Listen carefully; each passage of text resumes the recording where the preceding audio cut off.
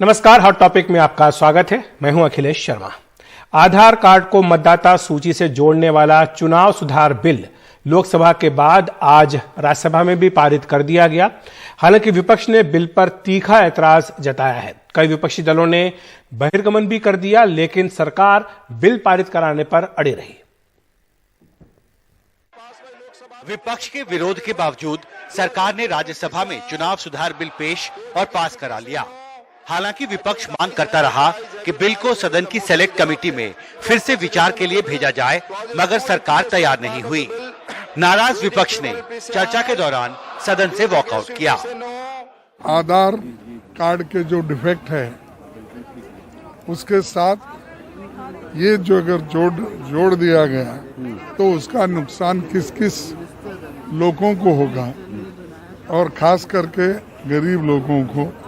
पहले ही उनके आधार कार्ड नहीं रहते, गुमाते हैं, या कहीं ऐसा भी होता है कि इलेक्शन में चंद लोग पैसे वाले आधार कार्ड को खरीद लेते हैं और वो शाम तक रख लेके इलेक्शन के बाद इमीडिएटली 6 बजे ऐसा देते हैं।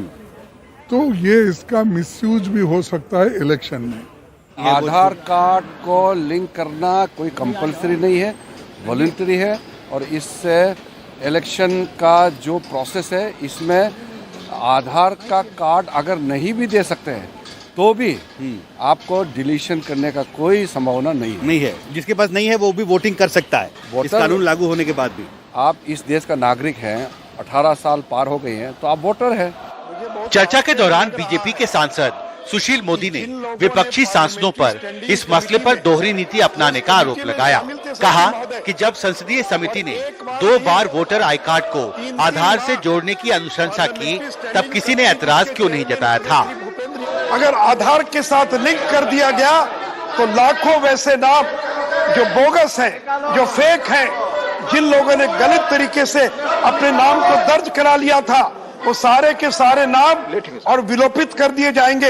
ये डर है, और इसे अपने वोट बैंक को बचाने के लिए ये लोग इसका विरोध कर रहे हैं। All the opposition MPs are in the well of Rajya Sabha objecting to this bill linking Aadhaar, but the government is bulldozing it. They are not maintaining any rules in Parliament.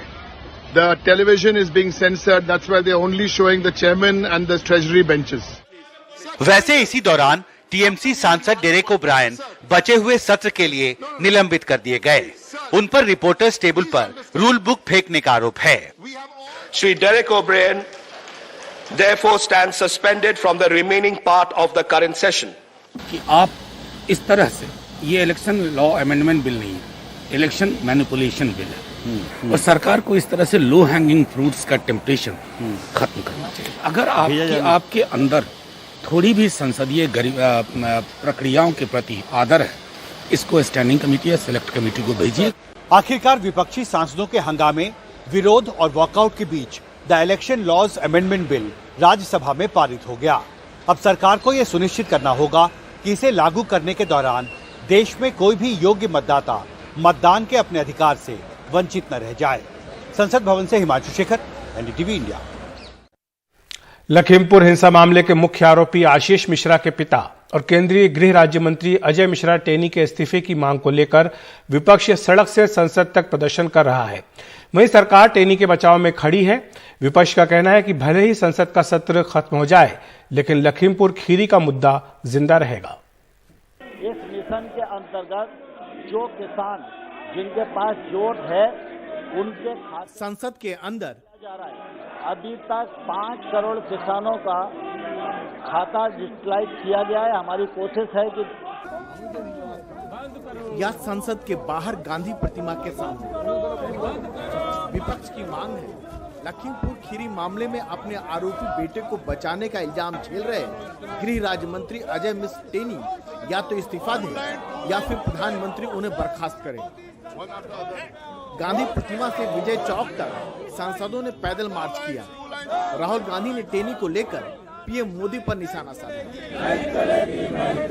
प्रधानमंत्री कहते हैं कि मैं किसानों से माफी मांगता हूं। एक तरफ कहते हैं माफी मांगता हूं, दूसरी तरफ अपने कैबिनेट में किसान के हथियारे को रखते हैं और उसको हटाते नहीं। तो इसलिए पूरी की पूरी ऑपोजिशन एक साथ आई है। हम ये मैसेज देना चाहते हैं कि जो किसानों के खिलाफ, हिंदुस्तान की आम जनता के खिलाफ किया जा रहा है, उसको हम एक्सेप्ट नहीं करेंगे। लोकसभा और राज्यसभा में भी टेनी के इस्तीफे को लेकर हंगामा हुआ। आने वाले समय के अंदर किसानों को सदन की कार्रवाई तक स्थगित करनी पड़ी, पर विपक्ष अपनी मांग से पीछे हटने को तैयार नहीं। टेनी को बर्खास्त करो, और जिस तरह से किसानों की निर्मम हत्या की गई, पूरा देश उनसे इस्तीफा मांग रहा है और मोदी जी हठधर्मी पे हैं। टेनी को इस्तीफा देना होगा। उनका खास चहेता जब उनके इशारे पे किसानों को जिसने लतड़ा है, जिनके बच्चों को उन्होंने, पत्रकार हो चाहे, उनके एक ऑर्डर पे उसने उनका काम किया है, तो इतनी जल्दी उसे कैसे निकालेंगे जरूर। लखीमपुर खीरी मामले को लेकर विपक्ष लगातार सरकार पर हमलावर है। विपक्ष को एहसास है कि यूपी चुनाव में लखीमपुर खीरी एक बड़ा मुद्दा बन गया है। अगर टेनी इस्तीफा नहीं देंगे तो विपक्ष सरकार को घेरेगी। अगर टेनी इस्तीफा देते हैं तो विपक्ष इसे सरकार पर दबाव की तरह पेश करेगा। लेकिन राजनीति की इस खींचतान में इंसाफ का सवाल कहीं खो न जाए। नई दिल्ली में नीता शर्मा और हिमांशु शेखर के साथ राजीव रंजन, एनडीटीवी इंडिया। केंद्र सरकार ने आईटी एक्ट में हाल ही में शामिल की गई गाइडलाइंस के आधार पर कई यूट्यूब चैनलों और वेबसाइट पर रोक लगा दी है। भारत विरोधी प्रचार करने वाली और फर्जी खबरें फैलाने वाली वेबसाइटों, यूट्यूब चैनलों पर यह पाबंदी लगाई गई है। कुल 20 यूट्यूब चैनल और 2 वेबसाइट को प्रतिबंधित किया गया। 2 मिलियन सब्सक्राइबर वाला नया पाकिस्तान यूट्यूब चैनल बैन कर दिया गया। नेकेड ट्रुथ 48 न्यूज के नाम के यूट्यूब चैनल भी प्रतिबंधित कर दिए गए। सूचना प्रसारण मंत्रालय ने इसके लिए यूट्यूब को लिखित आदेश जारी किया है।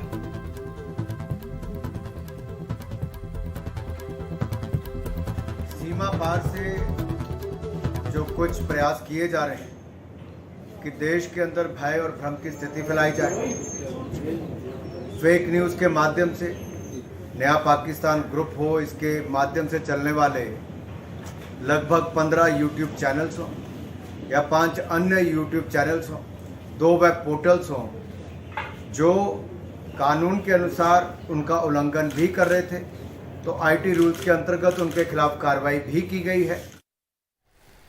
तो आप सुन रहे थे सूचना प्रसारण मंत्री अनुराग ठाकुर को, जो इशारा दे रहे हैं कि भविष्य में भी इस तरह की कार्रवाई कुछ अन्य वेबसाइटों के खिलाफ भी हो सकती है। तो हॉट टॉपिक में आज इतना ही। देखते रहिए एनडीटीवी इंडिया।